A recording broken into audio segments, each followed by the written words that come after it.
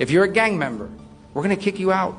Some strong words there from U.S. Secretary of State Marco Rubio on his state visit to Jamaica today, Wednesday, March 26.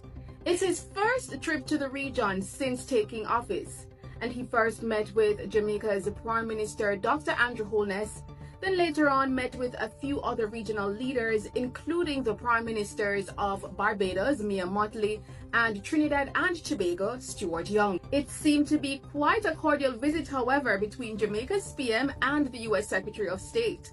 While greeting him, Prime Minister Holness referred to him as his friend. Then later on, Rubio said, I can think of no better friend in the Caribbean and frankly in the Western Hemisphere than Jamaica and your government, Mr. Prime Minister. Among the hot topics that both leaders disclosed that they discussed today include the war on transnational crime, trade, investment, tourism, and revisiting the travel advisories issued by the U.S., foreign aid from the U.S., China's presence in the region, Haiti, and more. Rubio also admitted the impact of guns coming in from the U.S. having on crime in the region, and even promised to help to stem the flow. We've acknowledged this in our conversations that lead back to my time in the United States Senate.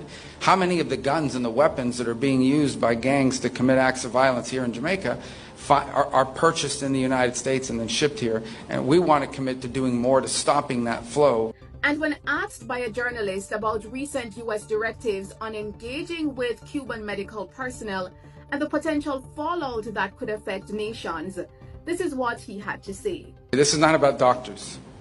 This is not about the provision of medical assistance. We have no problem with medical assistance. We have no problem with doctors.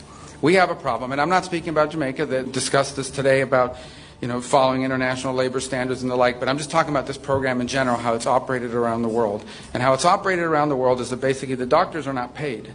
In many other parts of the world, the doctors are not paid. You pay the Cuban government. The Cuban government decides how much of anything to give them. They take away their passports.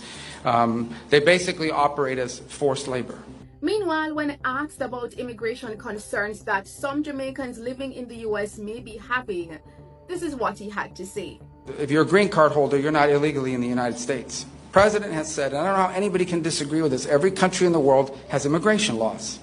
As for Prime Minister Andrew Holness, who was quite beaming, he declared that Rubio visiting Jamaica first in the region is big news.